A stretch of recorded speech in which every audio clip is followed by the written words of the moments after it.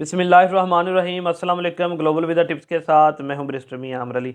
आज की इस वीडियो में मैं बताने वाला हूं आपको यूके वीज़ा के हवाले से लेटेस्ट रिक्वायरमेंट, और मैं इसको डिवाइड करूंगा तीन कैटेगरीज में। तीन कैटेगरीज में इसलिए कि नंबर वन पर मैं बताने वाला हूं कि अगर आप सैलरी पर्सन है तो आपको कौन से डॉक्यूमेंट्स चाहिए। नंबर टू पे अगर आप बिजनेसमैन है तो फिर आपको कौन से डॉक्यूमेंट्स चाहिए। नंबर थ्री अगर आप स्टूडेंट है तो फिर आपको कौन से डॉक्यूमेंट्स चाहिए। आपने वीडियो को एंड तक ज़रूर देखना है। अगर आप भी यूके का वीज़ा अप्लाई करना चाहते हैं और आप चाहते हैं कि आपसे ऐसी गलती ना हो जाए जिसकी वजह से आपका वीज़ा रिफ्यूज़ हो, तो फिर आपने इस वीडियो को एंड तक ज़रूर देखना है।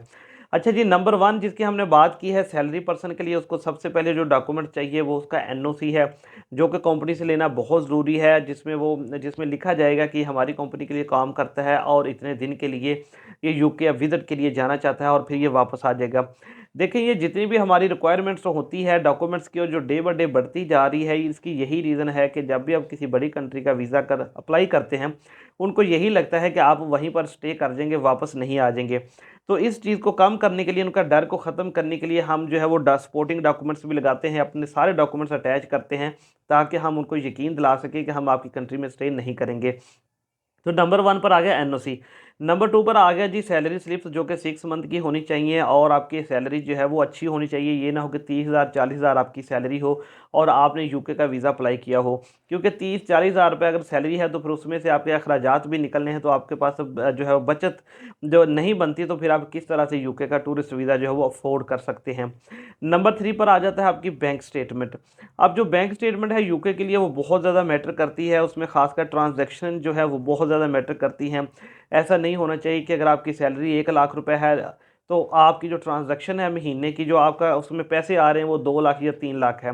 जितनी आपने सैलरी बतानी है उसके हिसाब से ही आपकी बैंक के अंदर पैसे हैं, और जितने आपने उनको बताना है कि आपके मंथली इतने अखराजात हैं उतने ही पैसे निकले। वो एक एवरेज होती है। तो उस एवरेज के हिसाब से आपकी अगर आपकी बैंक स्टेटमेंट चलती आ रही है और आपने सबमिट कराई है यूके वीज़ा के लिए, तो आपका वीज़ा इंशाल्लाह ताला 100% ग्रांट हो जाएगा।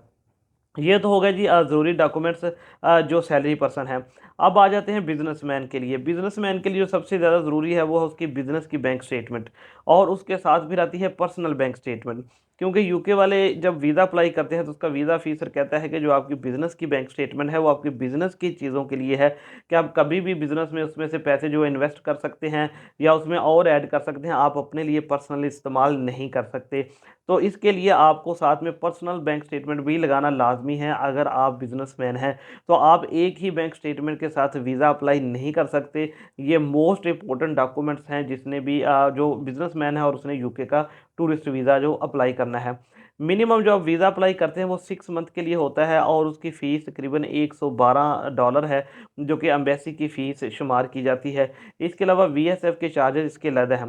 अच्छा जी, बैंक स्टेटमेंट्स होगी बिज़नेस की, पर्सनल की, बिज़नेसमैन के लिए, और उसके साथ फिर आप लगाएंगे अपनी टैक्स रिटर्न एनटीएन्स।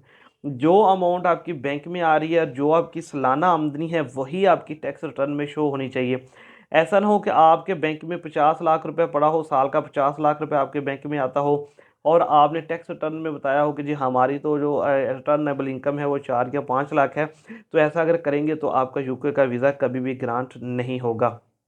इसके बाद जो आप लगाएंगे वो आपकी कंपनी की रजिस्ट्रेशन है, वो बहुत लाजमी है। अगर चैम्बर ऑफ कॉमर्स के साथ रजिस्टर हैं तो वो भी आप लगाएंगे, और एक चैम्बर ऑफ कॉमर्स का रिकमेंडेशन लेटर भी आप बनवाकर जो है वो साथ में लगा सकते हैं एज अ सपोर्टिंग डॉक्यूमेंट्स। अच्छा जी, ये तो होगा बिजनेसमैन के लिए ज़रूरी डॉक्यूमेंट्स। अब आ जाते हैं स्टूडेंट के लिए क्या चाहिए।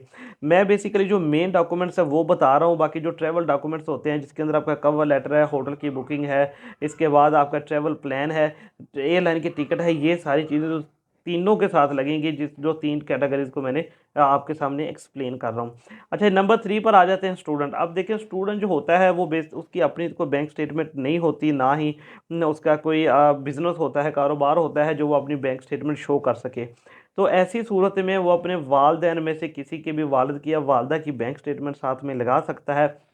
उन्हीं के जो बिज़नेस के डॉक्यूमेंट्स हैं वो सारे अटैच करेगा, और साथ में एक वालिद या वालदा की तरफ से जिसकी भी बैंक स्टेटमेंट साथ में अटैच की है, उसका एक एफिडेविट लगेगा, जिसमें वो बताएंगे कि ये टूरिस्ट वीज़ा के ऊपर जाना चाहता है, यूके इतनी देर के लिए जाना चाहता है, और इसके ट्रिप के ऊपर जितने भी अखराजात आएंगे वो सारे के सारे हम बियर करेंगे, हम बर्दाश्त करेंगे।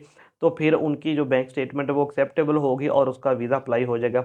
इसके अलावा वो जो स्टडी कर रहा है उसके जिस यूनिवर्सिटी या कॉलेज में है उसका स्टूडेंट कार्ड साथ में लगाएगा, वहाँ से एक लीव लेटर या अपना एडमिशन लेटर साथ में लगाएगा, तो फिर वो एलिजिबल हो जाएगा यूके का वीज़ा हासिल करने के लिए। एक चीज़ जो मैं बहुत ज़रूरी बताना समझता हूँ कि बहुत से लोग कहते हैं जी हम वहाँ से इनविटेशन में हमने मंगाया था, हमारा इनविटेशन भी अच्छा था लेकिन फिर भी वीज़ा ग्रांट नहीं हुआ। अगर आप किसी ऐसे बंदे से भी इनविटेशन मंगाते हैं जो वहाँ का रिहायशी है, वहाँ का सिटीज़न है और आपको बहुत ज़्यादा ऑथेंटिक इनविटेशन वहाँ से भेजता है, वहाँ से सॉलिसिटर से स्टैंप करा के भेजता है, आपका वीज़ा नहीं लगता, तो उसकी सबसे बड़ी रीज़न ये है कि यूके वाले जो होते हैं, जो होम ऑफिस है, जो इमिग्रेशन ऑफिसर है, वो खाली इनविटेशन को नहीं देखता, वो आपको भी पर्सनली देखता है। क्या आप पाकिस्तान में कुछ इनकम कमा रहे हैं या नहीं है? क्या आपका सोर्स ऑफ इनकम है या नहीं है? क्या आप वहाँ पर जाकर स्टे तो नहीं कर देंगे? इन चीज़ों को देखते हुए वो आपका वीज़ा ग्रांट करता है। जब तक वो इस चीज़ पर सैटिस्फाई नहीं होते कि आप हमारी कंट्री में स्टे नहीं करेंगे, हम हमारे ऊपर बर्डन नहीं बनेंगे, तब तक वो वीज़ा ग्रांट नहीं करते। अच्छा जी, जो 2-3 पार्ट हैं जो एप्लीकेशन में बहुत ज़्यादा इम्पोर्टेंट समझे जाते हैं, जिनको फिल करते हुए आपने बहुत ज़्यादा ध्यान रखना होता है। उनमें नंबर 1 आती है कि वहाँ पर पूछी जाती है कि आपकी साल की इनकम कितनी है? अब आपने ये देखना है कि आपके बैंक अकाउंट में क्या इनकम आ रही है, उसके मुताबिक ही आपने वहाँ पर बतानी होती है। आपने ऐसे कोई अपने पास से नहीं बताना होता कि हम कितनी इनकम जो है वो ज़्यादा से ज़्यादा बताएँ ताकि वो हमारा वीज़ा जो है वो ग्रांट कर दें, नहीं। अगर कभी आप यूके का रिफ्यूज़ल पड़ा हो या आपकी नज़रों से गुज़रा हो, तो आप वहाँ पर देखेंगे कि वीज़ा ऑफ़िसर आपकी एक-एक ट्रांज़ैक्शन को, एक-एक चीज़ को बड़ी बारीकी से पढ़ता है, उसके बाद फिर आपके वीज़े का डिसीज़न देता है। एक वहाँ पर ये भी पूछा जाता है कि आप जो है वो कितने पैसे स्पेंड करेंगे। अगर आप 10 दिन के लिए जा रहे हैं, 15 दिन के लिए जा रहे हैं, तो वो आपने अपने बजट के हिसाब से लिखना है। बहुत ज़्यादा अमाउंट लिखने की ज़रूरत नहीं है। अगर आप साल में 10 लाख कमा रहे हैं, तो आपने ये नहीं लिखना कि मैं वहाँ पे 8 लाख रुपए खर्च करूँगा। जब आप ये लिखेंगे तो स्टेट रिफ्यूज़ल ये आएगा कि आप साल में इतने पैसे कमा रहे हैं, तो आप 10 दिन में इतने पैसे कैसे स्पेंड कर सकते हैं? ये एक बहुत बड़ा सवाल, क्वेश्चन मार्क बन जाता है। तो ये ऐसा नहीं है कि आपके पास करोड़ों में होना चाहिए फिर ही आप यूके का वीज़ा अप्लाई कर सकते हैं। अगर आपके पास 14 लाख, 15 लाख, 20 लाख रुपए आपके अकाउंट में सेविंग है, तब भी आप यूके का वीज़ा अप्लाई कर सकते हैं। और मैं समझता हूँ कि अगर टेक्निकल बुनियादों पर यूके का टूरिस्ट वीज़ा देखा जाए तो वो थाईलैंड से भी ज़्यादा आसान है। क्योंकि उनकी रिक्वायरमेंट ही 2-3 है कि आपकी बैंक स्टेटमेंट, आपकी इनकम और आपकी टैक्स रिटर्न, ये तीनों आपस में मैच करती हों। अगर ये तीनों मैच करती हैं आपस में तो फिर आपको 100% जो है वो वीज़ा ग्रांट हो जाता है। हम जो छोटी-छोटी गलतियाँ करते हैं, वीज़ा ऑफ़िसर उनको देखते हुए हमारा वीज़ा रिफ्यूज़ करता है। एक चीज़ मैं और आपको बताता चलूँ कि मोस्टली जो यूके के टूरिस्ट वीज़े होते हैं, वो प्री एक्शन प्रोटोकॉल या जिसे अपील भी कहा जा सकता है, उसमें जाकर अप्रूव होते हैं। क्योंकि सम टाइम जो वीज़ा ऑफ़िसर होता है, वो आपकी जो करंट सिचुएशन होता है, उसको नहीं समझ सकता और आपका वीज़ा जो है वो रिफ्यूज़ कर देता है। क्योंकि मैंने बहुत सी ऐसी एप्लीकेशनें देखी हैं, जो बिल्कुल मेरिट के ऊपर होती हैं, उन्होंने हर चीज़ एक्यूरेट दी होती है, लेकिन फिर भी उनका वीज़ा रिफ्यूज़ हो जाता है। तो फिर उसके लिए हम जो है वो प्री एक्शन प्रोटोकॉल में जाते हैं, उसके लिए अपील करते हैं, तब जाकर उनका वीज़ा जो है वो ग्रांट हो जाता है। अगर थोड़ी-सी मैं अपडेट दे दूँ अपॉइंटमेंट्स की, तो आजकल यूके की अपॉइंटमेंट्स बहुत जल्दी मिल रही है। इस्लामाबाद से तकरीबन 2 दिन के बाद की मिल जाती है, लाहौर से आपको तकरीबन 5 से 10 दिन के अंदर मिल जाती है और कराची में भी तकरीबन 2 से 3 दिन बाद मिल जाती है। ऐसा इसलिए है कि अभी इस वक़्त बहुत से कम लोग वीज़ा अप्लाई कर रहे हैं, क्योंकि ज़्यादातर लोग जो हैं वो शायद गर्मियों की छुट्टियों में जाना चाह रहे हैं, तो इस वजह से कम लोग वीज़ा अप्लाई कर रहे हैं। आपके लिए बेस्ट टाइम है, अगर आप यूके का वीज़ा अप्लाई करना चाहते हैं तो इन दिनों में करें, क्योंकि रश बहुत कम है। आपकी एप्लीकेशन को अच्छे तरीके से जब वो देखा जाएगा और उसका रिज़ल्ट भी जो है वो जल्दी आ जाएगा।